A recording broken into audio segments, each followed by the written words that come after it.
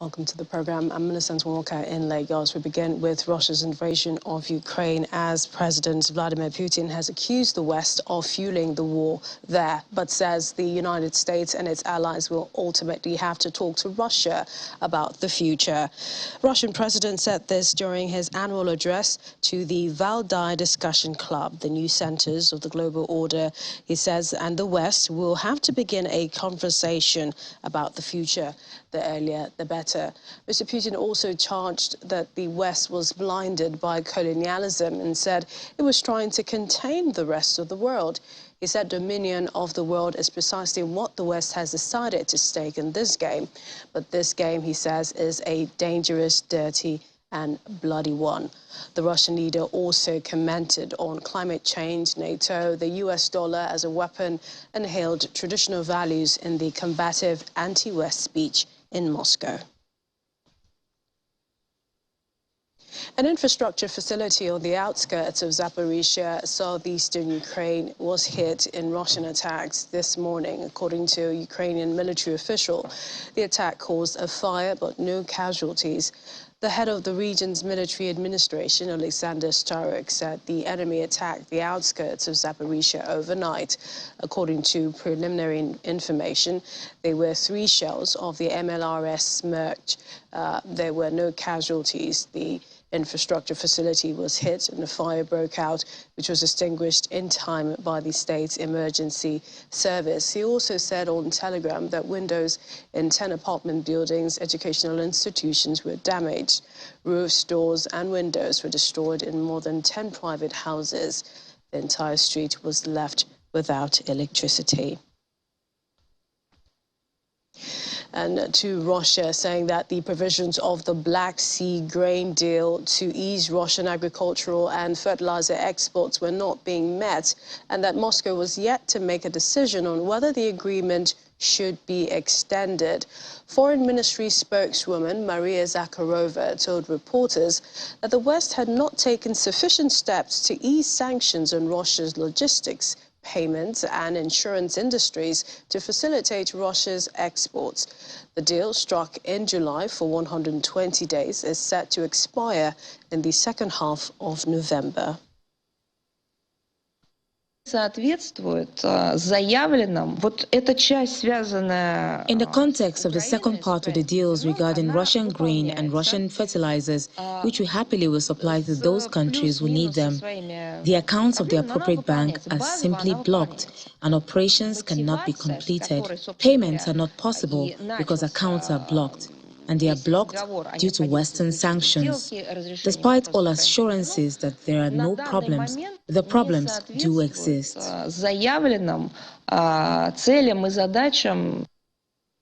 And the chief UN lawyer has pushed back on a Russian argument that Secretary General Antonio Guterres cannot report on the Security Council on Western accusations that Moscow used Iran-made drones in Ukraine in violation of a 2015 resolution. Russia has argued that there is no mandate for Guterres to send UN experts to Ukraine to inspect the downed drones. Tehran denies supplying the drones to Moscow, and Russia has denied its forces use Iranian drones to attack Ukraine. Mr. Guterres reports twice a year to the Council, traditionally in June and December, on the implementation of the 2015 Council resolution that enshrines the Iran nuclear deal. Any assessment of the drones in Ukraine will be included in that report. In preparing those reports, UN experts have long traveled to inspect evidence. As far back as 2017, they traveled to inspect weapons seized by France and the debris of ballistic missiles fired at Saudi Arabia. Western Council members could block any attempt by Russia to propose new guidance for Mr. Guterres. Russia had requested UN Legal Affairs chief brief the Council yesterday, but the move appeared to backfire. Now, Russia's UN ambassador Vasily Nebenzia has accused the United States, Britain, France and Germany of violating the UN Charter but trying to exert influence over Mr. Guterres with written requests that he investigate Russia's use of drones in Ukraine. The Secretary General has not received any request pursuant to paragraph 6G of the note or otherwise that supplements or modifies the nature and scope of the work done by the Security Council Affairs Division in the preparation of the Secretary General's 6 monthly reports to the Council. Absent further guidance by the Security Council, the Secretary General will continue to prepare these reports in the manner that they have been prepared to date. 10 Security Council members, including United States, accused Iran of violating Resolution 2231, despite the fact that these certain states continue to violate all their explicit legal obligations under that same resolution. The main example is the illegal withdrawal of the United States from the Joint Comprehensive Plan of Action, which is still openly used as bargaining leverage today. Without a doubt, continuing such unlawful acts violate international law, the United Nations Charter, and Security Council Resolution 2231. The claim Russia is making is dumbfounding, simply dumbfounding. Once again, Russia has wasted the Security Council's time to deflect attention from its own egregious wrongdoing. Russia claims that requests from the United States and other countries that the Secretary General investigate Russia's and Iran's violations of UN Security Council Resolution 2231 are a supposed violation of Article 100 of the Charter. Article 100 provides that, I quote, the Secretary General and the staff shall not seek or receive any instructions from any government, unquote. The requests of the United States and other council members were not instructions. They, similar to countless other requests made to the Secretary General by UN member states, were requests that he take appropriate action. The United States and other requests that the Secretary General investigate the latest violations by Iran and Russia were appropriate and urgently needed. Russia's response that the Ukraine report should be treated differently and that the UN leadership should block the investigations typically undertaken in these cases is deeply troubling and inconsistent with years of this Council's practice. Western Council members there on the use of drones by Russia in Ukraine. Well, lots of things appear to be happening outside Ukraine, but this is concerning the war there. But let's go to Kyiv now, where VOA's Anna Chernikova joins me now on the latest. Hi, Anna. It's good to see you. Paint a picture of what Kyiv is looking like today.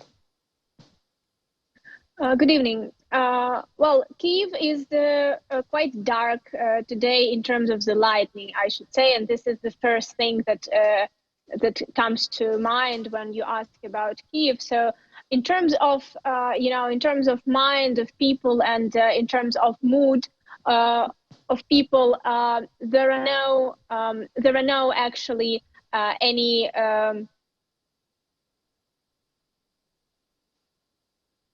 So there are no differences in terms of people's mood.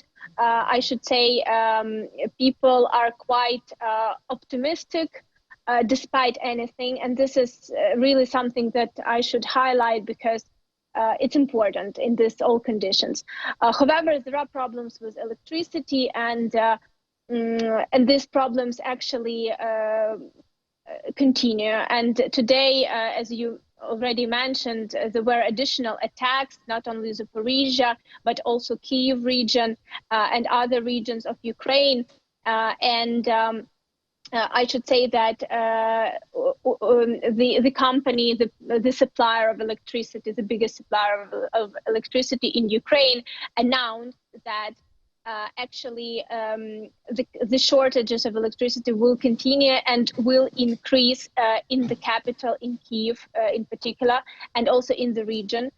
So today we hear that from the supplier, we hear that at least 30% should be 30% of shortage should be more, and people should decrease the use of electricity by at least 30% to stabilize the system, to balance the system. Kyiv today had some shortages as well. Sometimes, during the day, these shortages are not scheduled. So if before there were more or less scheduled shortages, for now it was announced that this not going to be the schedule that was previously would not going to be in place anymore. It will be either a new one, or people will just have to be ready for time-to-time shortages that might happen. But in general, I should say that while streets are very dark, but people are quite optimistic, and people just, get used to this and try to prepare themselves that this could happen, and just getting ready for these conditions. And Anna, is there worry about the future, seeing as electricity shortage is being experienced? And this is seeing as, you're entering winter over there. We heard the Deputy Minister talk about how those that have left should stay there and not come in because of the conditions. What are the plans? What's Volodymyr Zelensky, what plans does he have as, Ukraine enters winter? For the moment, if we talk about Kyiv and other big cities, let's concentrate on Kyiv because, for instance, this week it was announced that heating season is starting in the capital, and also other cities where it is possible, not only cities, but also villages and settlements. So where infrastructures let the government start this heating season, it is starting. It starts with critical infrastructure and critical institutions such as medical institutions, educational institutions. Apartments supposed to be with the heating as of November.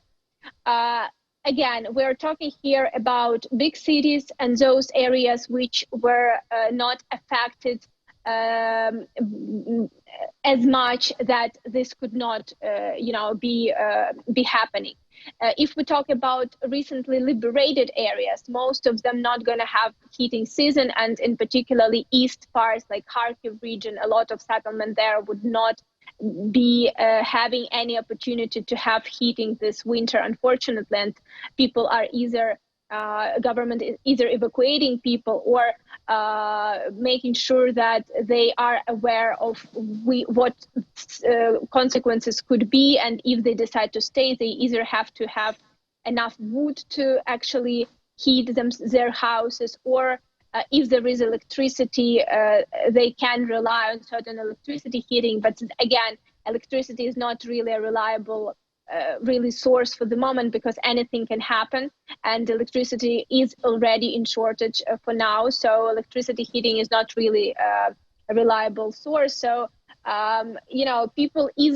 government either make sure that people from these areas evacuated, or other areas where heating season could be proceeding, then government is doing everything to instruct people how to what to expect, first of all, because it's already known that it will be no less than 16 degrees Celsius inside of the apartments, no less and no more, so something like 16. Just to compare, normally Ukraine has 22, 23 degrees of Celsius in the apartments during winter time. So this is already something that people are aware of, and people are actually preparing with warm clothes, warm stuff, just whatever they can. Some apartment buildings, they actually prepare also the buildings, trying to make sure that the warming of the building itself could be done on time as well, to make it easier for the heating system. So, and in general, government is takes all the possible steps to make sure that whenever heating is possible to be provided, it is provided. But again, there are very high risks of new infrastructure damages, and this is also something that government is taking into consideration. So basically, for the moment, heating season is undergoing where it could be, undergoing other areas, either it's evacuation or other means of heating. And Anna, if we perhaps take a look at still on the weather conditions, we heard from a Ukrainian official saying that the conditions Ukrainian soldiers are facing are a little unexpected, saying that this is the rainy season and that it's very difficult to use some of the fighting career vehicles with wheels, amongst other things. Tell us about that in relation to what is going on in Kherson, or what will happen there? In general, if we talk about weather, it's quite warm now in Ukraine, and even considering it's almost November, it is quite warm. And you know, I should say that weather experts are saying that this winter should be much warmer than usual. So this is something that might be, you know, a positive aspect for Ukraine this year, this winter season. In terms of Kherson, as you correctly said, it is rainy period, and we were hearing from military officials, from the Minister of Defense, that actually Ukrainian forces continue to advance in Kherson. However, they have to slow up right now because of the rain and because of these conditions that actually do not allow them to move with the path that they used to even like a couple of weeks ago. If we look at the Kherson region in general, I can say that according to the confirmed information that we have from Ukrainian officials and from Ukrainian intelligence, and which is also confirmed by British intelligence and other international intelligences which are reporting on the situation, we can clearly see that Ukrainian forces are advancing. Ukrainian forces are getting closer to the city of Kherson from different directions. However, it was information that Russian forces were actually kind of running away. This is not particularly true. It was announced and again reported by President Zelensky himself and also by the head of Ukrainian intelligence, Mr. Budanov, that there are some actions and some movements of the Russian forces in the region and inside of Kherson itself. Particularly, they are moving away financial institutions and soldiers, Russian soldiers who are wounded, who are not mobile enough to, you know, run away quickly if it is needed. However, at the same time, Russian forces are bringing more fresh forces in the city of Kherson. And according to President Zelensky and intelligence head Budanov, Russian forces are getting ready for the defense. Also today, it was a report by the military officials of the South front line, and they said that actually it looks like, again, according to their announcement, that it looks like Russian forces will do everything to keep Kherson. At least this is the order they have, to go until the very end. So to stay there until the very end, whatever it should mean. So definitely here in Ukraine, there is an understanding that big fight would be happening, big battle would be happening around Kherson, for Kherson, because of course for Russian forces to lose Kherson would mean, well, it would be quite a big deal, because especially after losing Moskva flagship and Zmyny Island. Well, losing Kherson in the same basically area, in the south area, would be quite a big loss, quite a big deal. Anna, we always appreciate your reporting. Thank you so much for talking to us, and do continue to stay safe. Thank you. Well, that's Anna there, VOA's correspondent. Now let's take you to Australia. They're saying that they will deploy 70 soldiers to Britain to help train Ukrainian troops there and ship 30 more armoured vehicles to bolster Kyiv's war against Russia's invasion. Australia, one of the largest non-NATO contributors to the West's support for Ukraine, has been supplying aid and defence equipment and has banned exports of alumina and aluminium ores, including bauxite, to Russia. It has also placed sanctions on hundreds of Russian individuals and entities.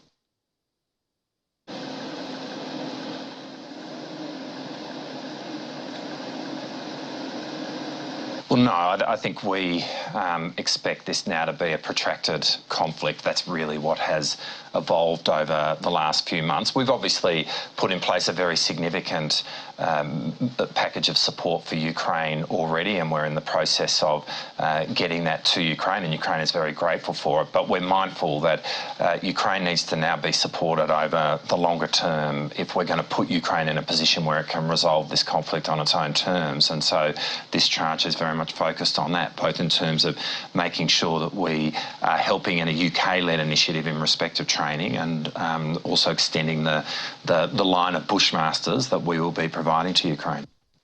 We have more on Russia's invasion of Ukraine still ahead. European Union pledges 75 million euros to Kosovo to face soaring energy costs. We have details in a moment. Stay with us.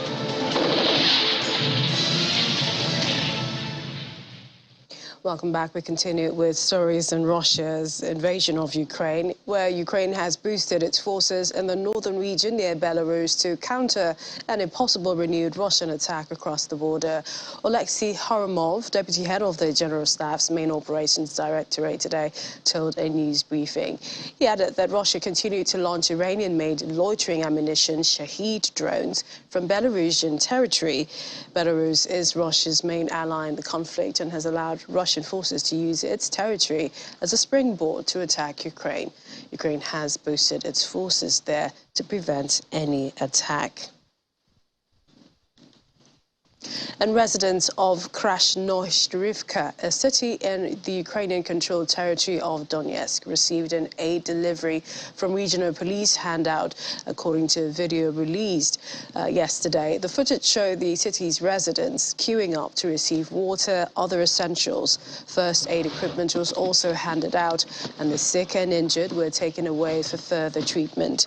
Many homes have been bombed, damaged, or are covered with bullet holes. Some had craters in the gardens of destroyed houses. Local reports could not independently verify the date the video was filmed or the location of the footage, but parts of Donetsk are Russian-occupied, having been captured by Moscow-backed separatists in 2014. Russia moved to annex the region after holding what it called referendums votes that were denounced by Kyiv and Western governments. Ukraine's counter-offensive against Russian forces in the southern Kherson region is proving more difficult than it was in the northeast because of wet weather and the terrain. Ukraine's defense minister said that Kyiv's forces are applying pressure on Russian troops in the strategically important Kherson region occupation by Moscow since the start of the invasion. Reznikov, who declined to elaborate when pressed on Kyiv's plans in the south, said the prospect of a new setback for Russia after its troops retreated from Kyiv and later in the northeast has fueled fears Moscow could use a nuclear weapon. President Putin has warned repeatedly that Russia has the right to defend itself using all its arms. The counteroffensive campaign in Kherson direction is really more difficult than it was in the Kharkiv direction. It's my personal opinion, because we have two reasons of that. First of all, south of Ukraine, it's an agriculture region, and we have a lot of irrigation water supply channels, and Russians use them like trenches. The second reason is a weather condition, because this is a rainy season, and it's very difficult to use armed fighting carrier vehicles and etc. with the wheels, only with the tracks. It became a little bit tiny options and for our armed forces of Ukraine. My personal opinion, he will not use nuclear weapon. They did a lot of stupid things, but they continue to be pragmatic. Ukraine's defense minister speaking there. Well, European Union Energy Commissioner Kadri Simson has said that she had informed Norwegian officials about planned emergency proposals to address high energy prices, including a price cap on natural gas. EU energy ministers this week discussed proposals to contain and potentially cap gas prices that have soared in the wake of the war in Ukraine. And Russian supplies have dwindled. Norway has become the most important natural gas supplier to the EU, accounting for 25% of all EU imports after a drop in Russian gas flows. However, no decision had yet been made, and work continues to address questions on how a price cap will secure supply and over its design. She was speaking after meeting Norway's oil and energy minister. EU energy ministers will meet again November 24, with Simpson not ruling out a proposal before that date. In our meeting, I have explained to Minister the measures the EU has been taking to mitigate the effects of the energy crisis on our consumers and businesses, and in particular our recent emergency proposal to avoid excessively high and volatile gas prices and to ensure solidarity in case of disruption on the EU market. I thanked Norway and Minister Aasland for doing the maximum possible to increase the delivery of natural gas to Europe in our time of need. We have to find solutions that help us to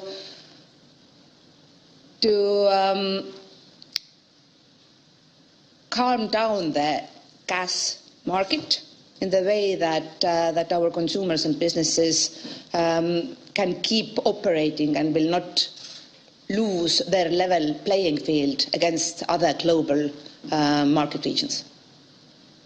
Indeed, we plan to set up an energy platform which will, on behalf of our companies, pool together the certain volume of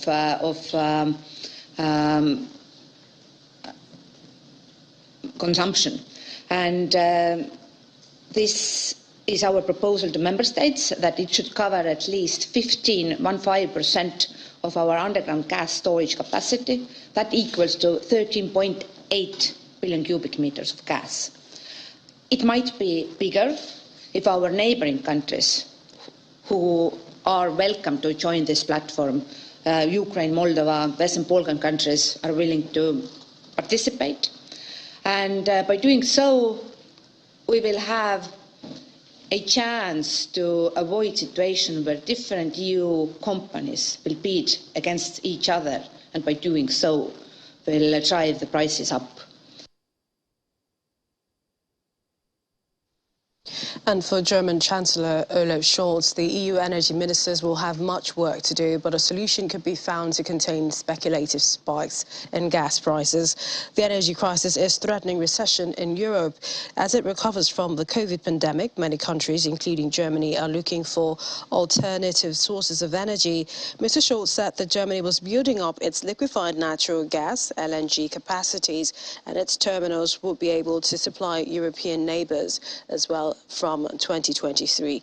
According to him, there will be 5 or 6 such regasification plants, and they will already be pumping gas on a large scale to Germany next year, but also the Western European and Eastern European markets. He says, after all, Germany is a country that has infrastructure that is not only there for itself, but also to supply many others. New Italian Prime Minister Giorgia Meloni told Parliament that the only way to facilitate a peace deal between Russia and Ukraine is helping Kyiv defend itself militarily. Well, she has repeatedly pledged to support Kyiv, while her coalition allies Silvio Berlusconi, Matteo Salvini have been much more ambivalent on the issue due to their historic ties with Russian President Vladimir Putin.